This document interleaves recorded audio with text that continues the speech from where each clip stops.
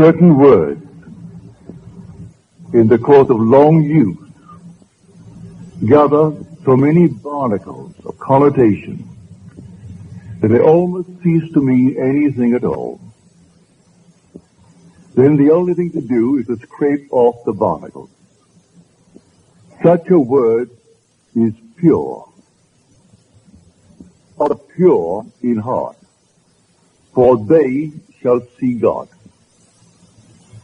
When you read it with the present meaning that was attached to the word, you wonder which is the more difficult. The condition imposed upon man to see God or seeing God. And that is not the meaning of the word pure. The Greek word katharos, translated pure, means clear, open, free, unlimited.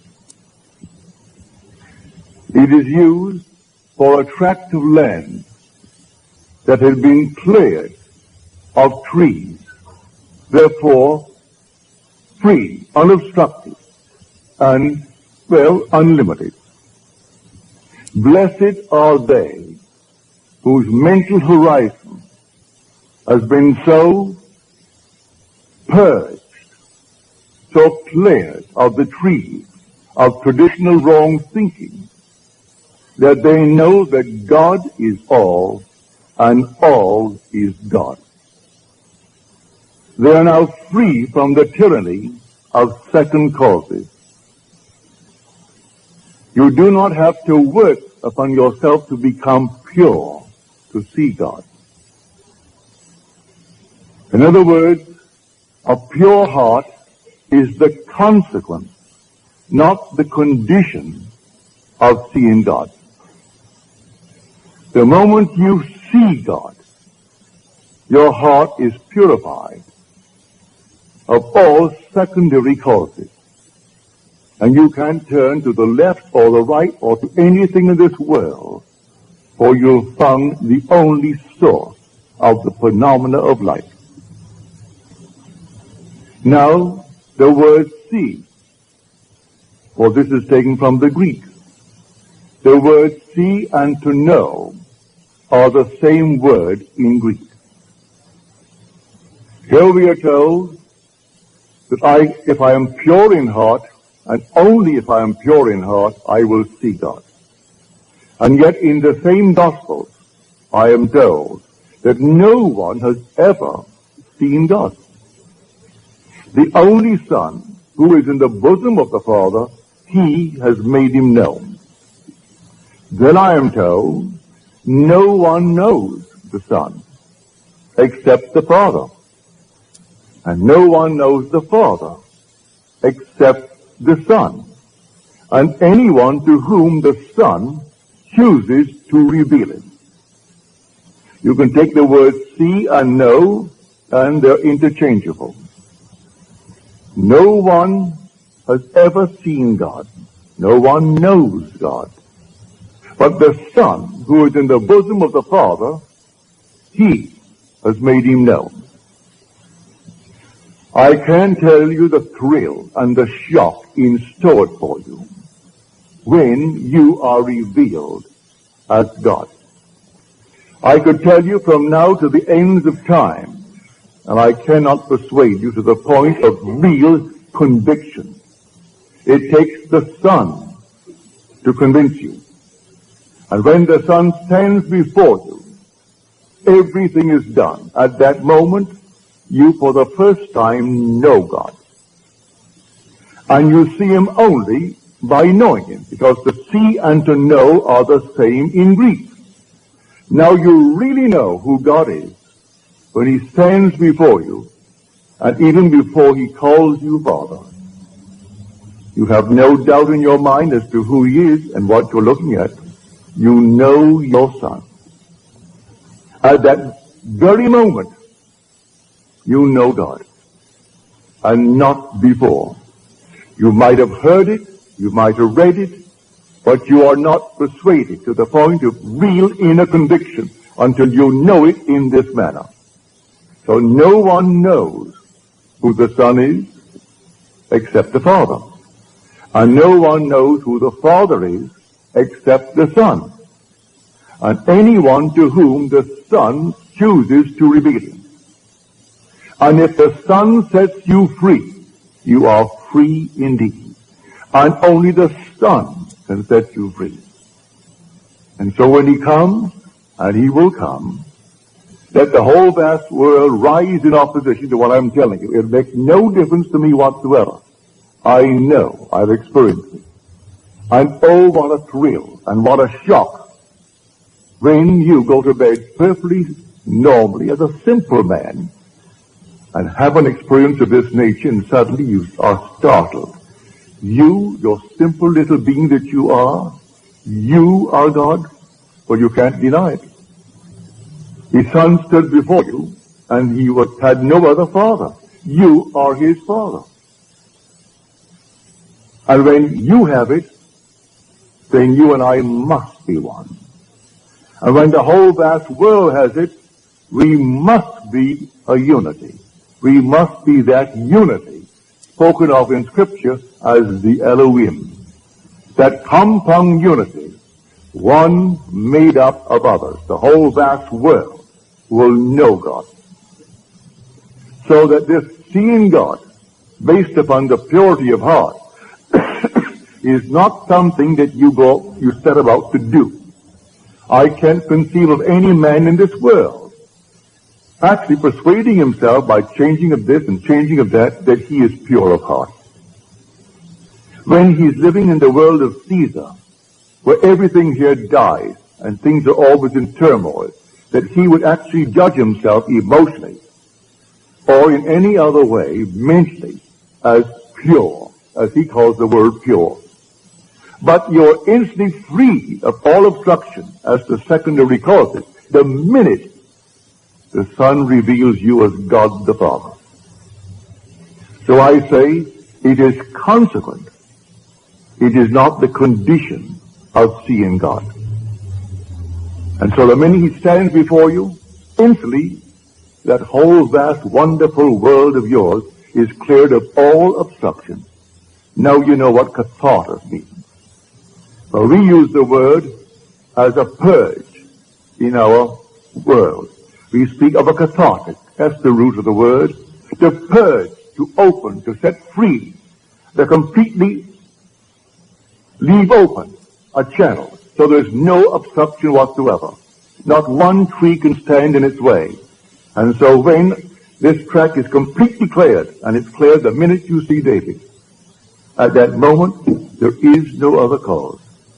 And until that moment I turn to this, to that, and to the other, these secondary causes, and live in a horrible state. For that is the greatest tyranny in the world, the belief in secondary causes. So here, the word pure, let no one frighten you that you've got to set about to purify yourself as the world thinks that is pure. Because who knows the secrets of a man but the spirit of a man? So who can look at a man and say he's a pure man? How does he know he's a pure man? By his standard of purity, no man is, including himself. But by scriptural standards, the minute you see David, and David reveals you as God the Father, then all the trees, all the obstructions, everything in your world that came between you and self disappear, and you're the only cause of the phenomena of your life. And you go through life now, simply bringing into your world the things that you would like to entertain in your world. No matter how difficult it seems to be, you see it, you know there's only one cause, and so you simply rearrange the thing you see. You don't throw it away, you don't discard it, you rearrange it, and in your mind's eye you re-photograph the image. And re-photographing the image, then let life develop that negative and produce it on the screen of space, and it will. So here, blessed are the pure in heart, that sixth beatitude, which seems so difficult to most people to interpret. And I haven't found one interpretation in Scripture. All the commentaries, I haven't found one that will go back to the root and show us exactly what it is. I have what is considered the grandfather of all interpretations, which is the Interpreter's Bible. They do not touch it. They will admit it's the most difficult of the Beatitudes, this sixth one. But they can't touch it unless you go back to the root, unless you have the actual experience of what it means to actually purify and take all the trees out of man's mind, purify the mind. And it can't be done until he stands before you. And you know, without any doubt, who you really are. When you know who you are, there is no secondary cause, none whatsoever. And then comes the vision. Here my wife gave me a vision 2 months ago. There was no occasion to tell it, but it would fit. She said we were in this fantastic, magnificent, enormous apartment in a palace. And we were the gateway into a new age. But the age in which we were was a police state. And we were constantly being searched, but we were not molested. We were completely free, not one little bit ever happened to us. But this palatial place with a full complement of servants. And while the vision lasted, he seemed to know these people. The servants in the kitchen, the servants in the other areas of the enormous apartment, the butlers, the private secretaries, all seemed to know us, and we knew them. But our position was the gateway into freedom from the place of complete slavery, like behind the Iron Curtain. And when the searchers came, they came, and our guests, we always entertained guests for dinner. Not more than 6, therefore they made 8 of us, she and I, and the 6 who came as our guests. And I would explain to them the way of escape. I would tell them the one and only way into freedom.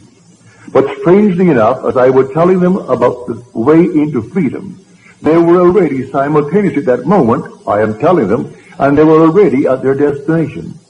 See, it was the strangest experience here. You're explaining to them the way of salvation, the way of freedom. And yet at that moment, they were already, although physically present before us, they were already at their destination. And when these people came to investigate all the searches, they simply left and went to their quarters, their rooms, behind these panel doors and these tapestries. And they never touched us, but they came and they never found anyone. No one could ever touch anyone who came to us. And strangely enough, she said, as it all took place so naturally, I knew that it was all organized and actually directed from above. That we were the gateway explaining the way. But from above, everything was organized and there it was directed. So anyone who came to us for the escape were brought to us by those who directed the whole thing from above. Here is a true picture. No one comes unto me save my Father calls him, though I and my Father are one. But that depth of my own being does not let the conscious surface mind know who he is calling and when he is calling. Rarely would he let me know that this one is coming, and he comes in a month, he comes sometimes in a year. But they will tell when to expect it. But normally I am not advised as to when, but the one who speaks is always my own being, is from the depth of my own soul, who is telling me. And he will come, or she will come, or they will come. And sometimes they are even late in the coming. But the Father is not wrong, because man still is free not to come. In my own case, when a friend of mine who was just 1 year short of graduating from Fordham University as a Catholic priest, he inherited $2 million and proceeded to lose the entire thing in 1 year on Wall Street. All that he saved was some beautiful paintings that his father left him, and an old Packard This old Packard car. He should have burned the thing up. But when he would sleep on the park bench because he had no money, he paid $10 a month rent, storage, for the car to be out of the weather. But he lost his $2 million because he did that.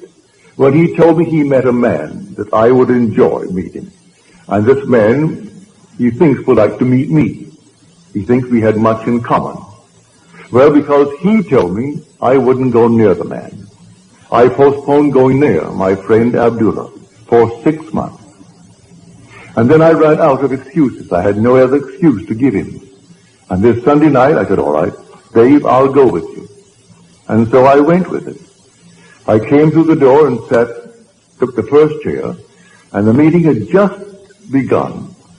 And Abdullah broke the meeting as he started to talk to those who were present. He broke the meeting and he came over to me and called me by name. He said, Neville, you are late. You are 6 months late. I said to him, well, I've never seen you before, and I had no appointment to see you, so how could I be 6 months late? He said, the brothers told me you were coming, and to expect you, and that's 6 months ago. Well, it was 6 months ago, and I postponed it, and postponed it, and postponed it, because I had no trust in his judgment of anything that would interest me. Because the man, in my eyes, was a failure, a complete failure, and I judged by appearances. And he tried to get me to come to meet a man that really was very influential in my life. So I know from my own experience when it actually happened to me, when someone is coming into my world, I know, and they too may delay. They may have certain little barriers, little trees to overcome. But the real overcoming of all the trees is when it is revealed to you who you really are. Then all the things that obstructed your view up to that moment, they vanish completely. So that it is not something you've got to make happen in order to see God. Seeing God removes all the trees. Therefore, this so-called pure heart is the consequence, not the condition of seeing God. So when we read in Scripture that no one has ever seen him, only the Son reveals him, it's true. I can see I am. I can see I am's manifestations. I see the necessity of a creative imagination clothing itself in concepts of itself. And I can see myself clothed in concepts of myself. When Scripture speaks of David, this is he, rise and anoint him. And then the Spirit of God came mightily upon David from that day forward. What does it mean? He's clothed with David. But then who is David? You are David. You're doing the will of your Father. He'll put you through all the furnaces of affliction because he cannot give his glory to another. How can I give my glory to another? He can't give it to another. He has to make it you himself. And so he clothed himself with David, as he clothed himself with Gideon. He clothed himself with you, and you are doing the will of your Father. So I have found in David, the son of Jesse, which is I am, a man after my own heart who will do all my will. You are doing your Father's will. But everything that you've imagined, you are doing it. And when you look into the world and you don't like what you are seeing, maybe you haven't cleared it yet, because you're not completely cleared of the obstruction until you know God. When you know him, because the Son reveals him, then you know God and you have no obstruction. Until then, there are still secondary causes. And you will say, well, now, he did it, or she did it, or they did it, all the conditions did it. Today we have this, a depression. We have a recession. We have unemployment. And so we turn to all these secondary causes for our present restriction or failure. And it isn't that at all. Someone is ill, and they blame a condition. It's not the thing at all. I can tell you of numberless things that would contradict completely the findings of so-called science today, and blaming this, that, or the other for a certain effect. And I could turn to just as many on the opposite side who never did the things that they claim you must do in order to have the effect, and they ask, well, then why? Why does this happen to this crowd who never subjected itself to the test that you've given, and yet they have the same effect? We are emotional filters, and we bear the mark of our prevalent emotions. So what is that prevalent emotion that you and I are entertaining morning, noon, and night? I can entertain the limitation of failure. Or I can even get into a cycle, so that at every season of the year, at a certain season, it could be spring, summer, autumn, winter, where things seem to go down. And year after year, they will go down. No matter what I have in the spring, if the winter is when it goes down, it'll go down, if I don't get out of that cycle. And I believe that simply in some tree that is not yet removed, and on the other hand, let me encourage you, you can't remove it by taking thought. You can't remove it by working on yourself.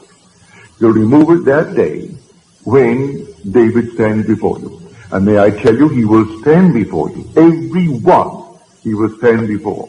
And when he stands before you, and you know that he is your son, you know who you are. For David is the Son of God.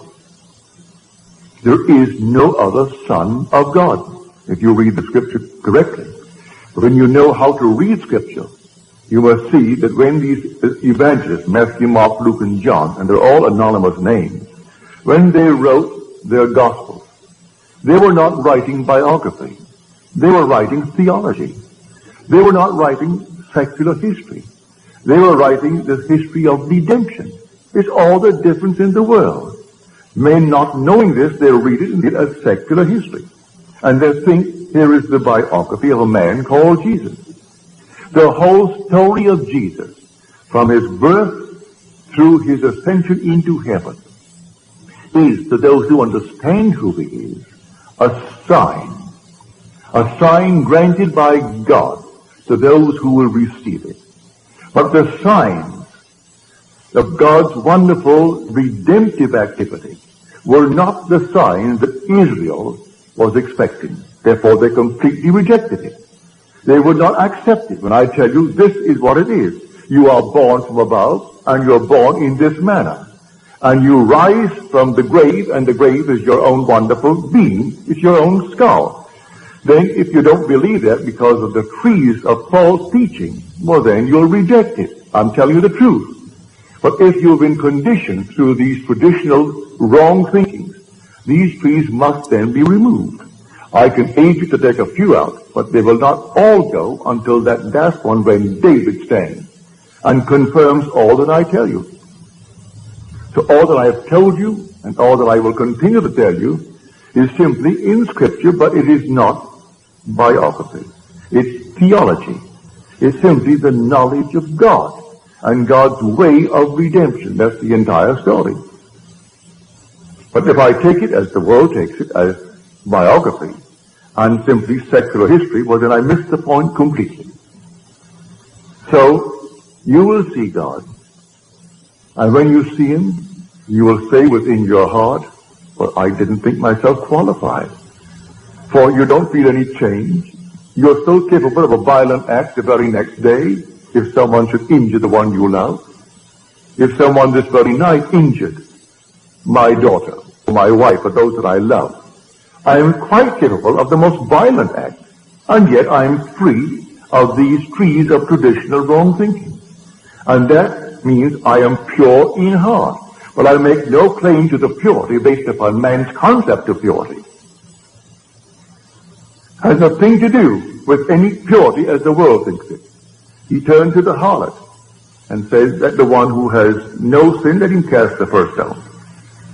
And from the oldest to the youngest, they all left, because none felt within themselves good enough to cast the stone. Because he interpreted the entire story as a psychological story. That if you lust after a person, well, the act has already been committed. You may restrain the impulse, but he tells you that isn't good enough. But then who on the earth could stand before me and tell me he's never had the impulse? Unless he was castrated at the time he was born, and then he doesn't even know, so he could restrain nothing. He has nothing to restrain. If he was removed at birth from the possibility of lusting, but if he was not removed at birth from that possibility, let him stand before me and tell me that he is never lusty. And I will say, well, you're a liar. As far as I'm concerned, you're a liar. Whether you be male or female. And so, that you've never had the impulse to get even. Don't tell me you haven't. Don't tell me you haven't had the impulse and still are capable of the impulse to hurt if someone should hurt the one you love more than you love your own self. And yet, you are pure in heart the day you see David. For the minute you see him, you know the whole vast world has collapsed as far as you are concerned. The whole thing has collapsed. And now you no longer can turn to this, that, and the other and blame it or praise it for anything that's happening in your world. You are simply within yourself. You are God himself. You are the God, creating good, bad, and indifferent in your world. A friend of mine in the audience tonight, he said, I had this vivid dream. My wife and I, and here we are, and the world is coming to an end. The whole thing is coming to an end. It began to shake. A wind, the unearthly wind came up, and then the rain like a flood, and then the earth is shaking. And I said to myself, well, the earth has gone out of orbit. I wasn't afraid of death, and my wife, she wasn't afraid of death, but I thought the whole thing was simply coming apart and coming to an end. That's a wonderful adumbration. Read it in the 13th chapter of Mark. Read it in Matthew. You see these buildings? Not one stone will be left standing upon the other, but it will be turned down. That's when the Son of Man is coming. That's the end of the age. Well, in your case, you had a most wonderful adumbration. And you're not given these adumbrations when you're far removed from the actual event. And this thing happens to you, be watchful. It's coming. This is simply a foreshadowing in a not altogether a conclusive way, no, the way you saw it, but when it happens, when the whole thing collapses, and the ideas by which you lived in the past, you no longer can live by them. You just can't live by them. Nothing external, the whole thing is internal. The whole drama of life is a psychological drama, and now you know it. So your vision is perfectly marvelous, perfectly wonderful.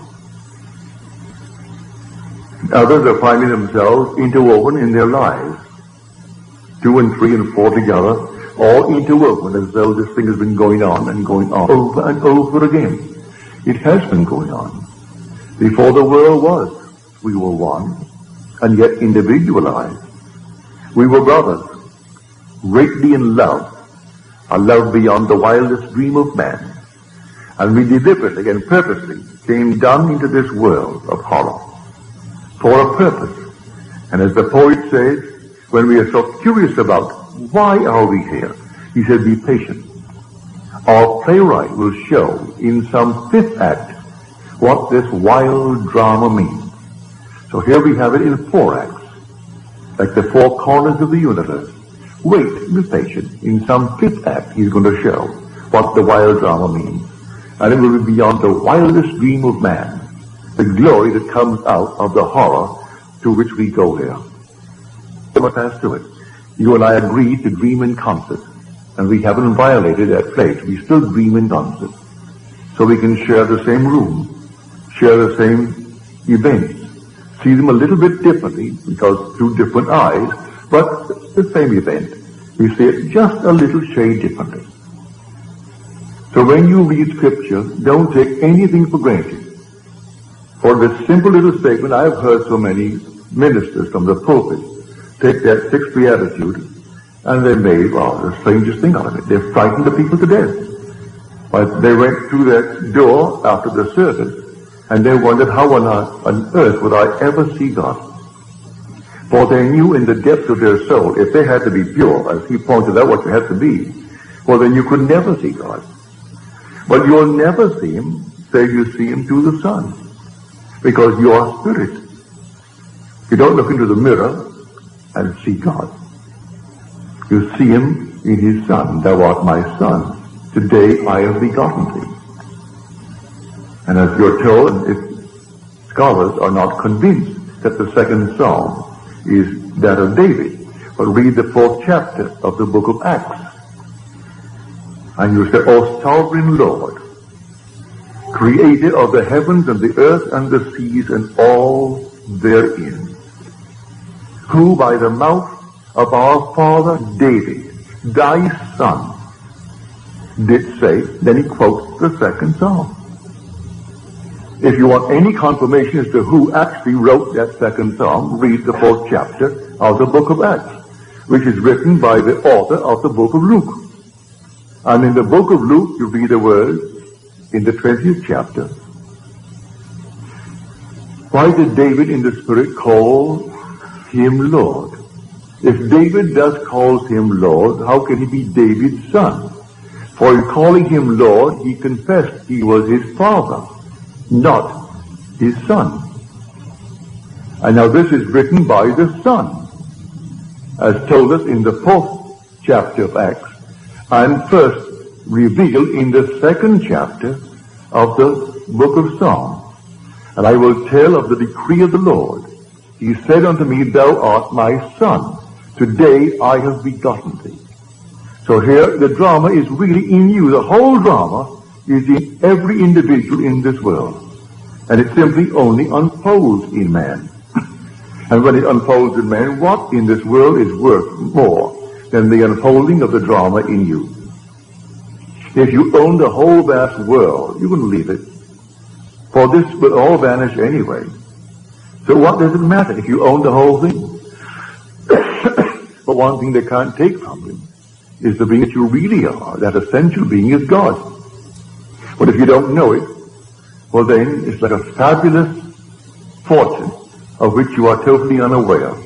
Therefore it is non-existent. It means nothing to you if you're totally unaware of it. But when you are aware through the Son that you are God the Father, then you are set free. For if the Son sets you free, you are free indeed. Now he said, I will be with you a little longer, and then I go to him who sent me. Yet he who sent me has never left me. He and I are one.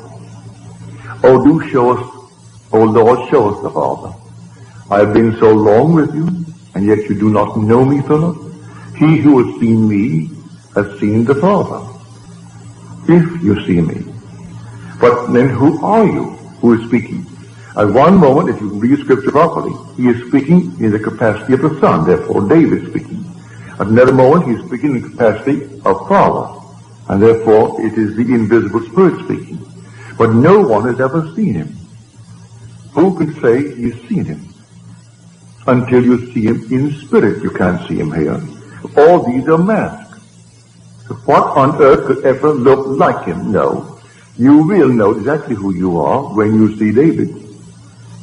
Because the Father and the Son are one. And you will actually see in David what you, matured, must be. And then I noticed the same face into whose body I was incorporated, for he is the image, matured image of David. And so when he embraced me, and we became one body, one spirit, and then I was sent into the world. From that moment on, though I still looked like Neville, the Neville that was before, and still look like that same Neville now, it is that being into whose body I was incorporated, and with whose spirit I became one, that David recognized and called me Father. For he who is united to the Lord becomes one spirit with him. And so there's only one being resurrecting. So the resurrection is not over, it is taking place. And so he said to Timothy, there are those who preach the resurrection is past. They are misleading people and turning them from the faith. As he came into his letter to Timothy, because he said, the time for my departure has come. I have finished the good work. Well, now you must tell Timothy not to fall into that trap and teach that the resurrection is over. It has begun, but it is taking place in everyone and must take place in everyone. So the Christ of whom he spoke is that universal Christ that is buried in everyone. And in everyone, but individually, he must rise. And the same pattern foretold in Scripture by which he rose must take place in man. He came out of one place where he was buried, and there's only one place, and it is named skull. Luke does not minimize the word, neither does John. Even though he will give you the word Golgotha, he'll translate the word Golgotha. Golgotha means skull in Hebrew. But in some translations, they don't even give you the Hebrew word. They say, and he was crucified and buried on Golgotha. So there's only one place you're ever going to rise. And you aren't going to rise in Forest Lawn. You're going to rise out of your own wonderful skull while you're walking the earth. That's where you're going to rise. Save your money if you're planning any little plot to bury the little body, for you aren't going to rise there. In fact, you will never be taken there. Let them destroy this body, let them turn it into ash. It means nothing. You will still be in that immortal skull where you were buried in the beginning. And from that skull, you're going to rise. And all the imagery of Scripture will surround you when you rise. And then will come this wonderful unfolding pattern, for there's only one pattern, that must repeat itself through the indwelling in man of Jesus Christ. Were he not in us, then he could not repeat the drama. But the same thing is told in the gospel. That same drama unfolds itself in the individual. And he is the Lord, who is the Father of the only Son, and that Son is David. So when you read the story, if you have a concordance, and I recommend if you don't have one, and you plan ever to get one, the best that I know of is Strong's. Strong's Concordance. It's exhaustive.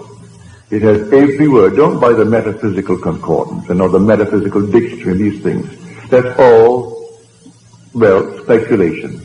This is simply the original term, translated in the original meanings of the word used when it was first put into the scroll. Now you can take from this many definitions. For instance, we took tonight the word see. Well, one definition given in concordance, in Strong's Concordance, is to show self, to experience. Well, to experience, David, is to see. But you must experience it. Not hearsay, it must be an experience. So that is to see.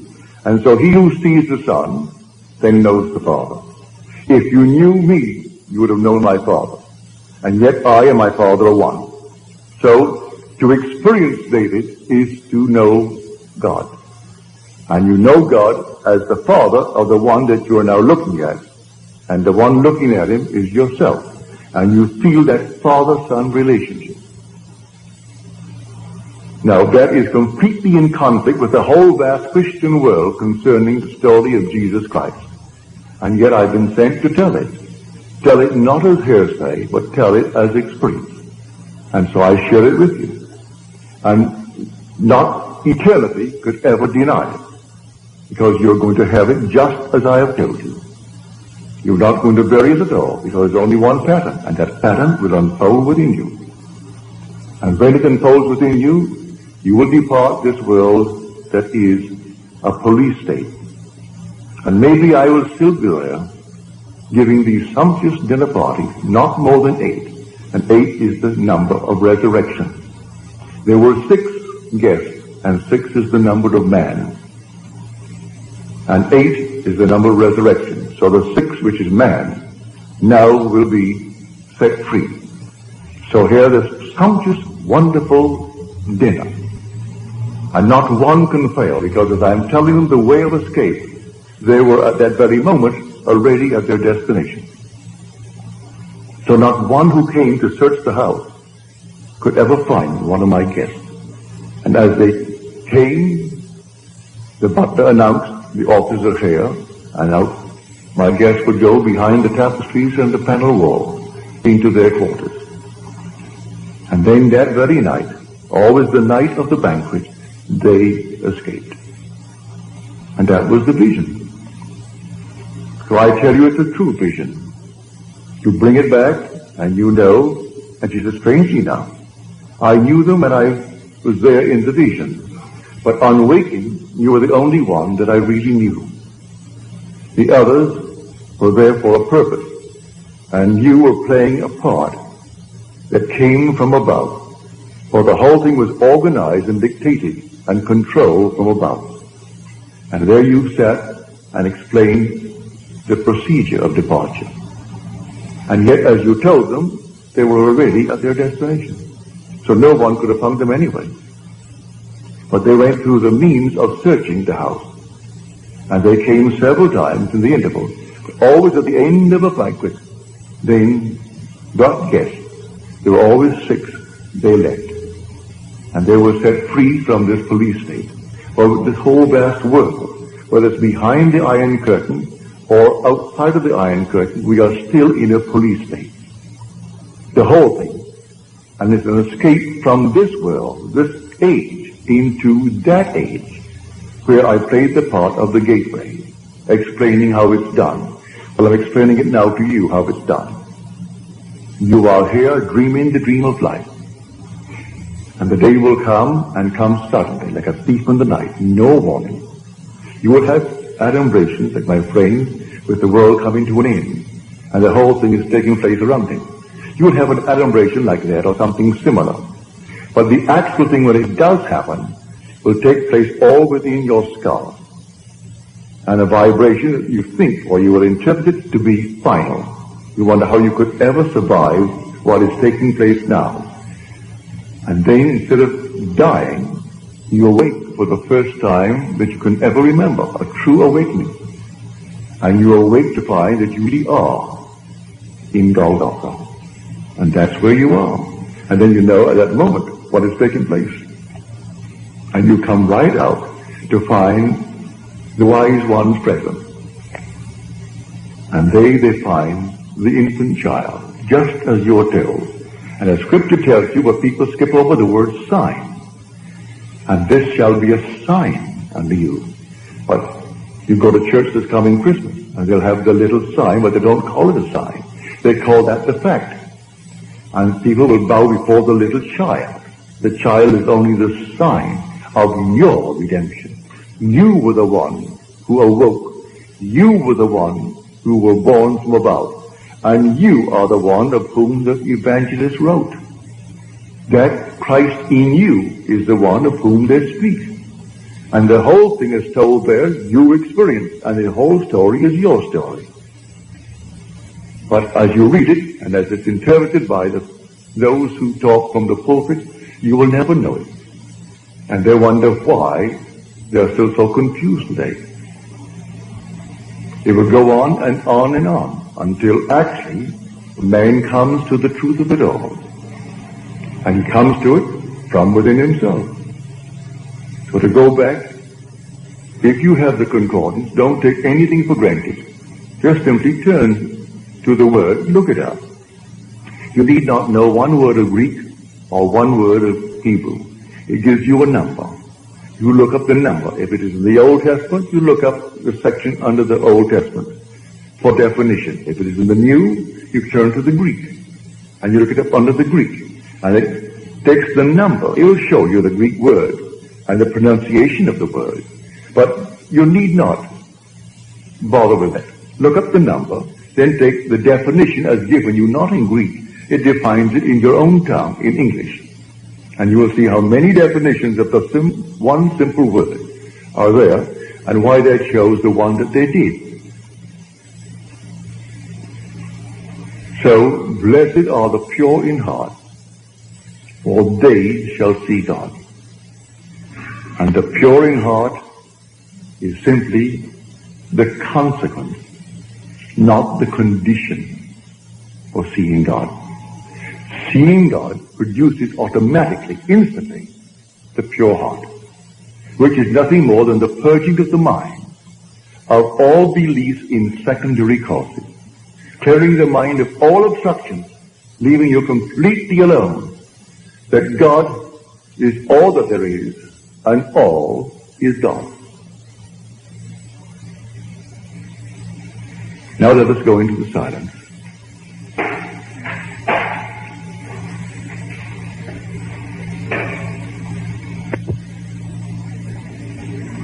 Another friend who was here tonight, she says she heard a voice, didn't see anyone, saw nothing, just the voice. And the voice said to her, you will be called and sent, and you will not return. You will be sent in twos. Well, that's scripture. You will be sent while you are here. You have a long time here. But you will not return, not only here, but return to this age, whether it's beyond the so-called grave or not. You will not return to this world, terrestrial world. But you'll be sent in pairs, well, you're told that in Scripture. And they came back, the 70, but they're all sent out in twos.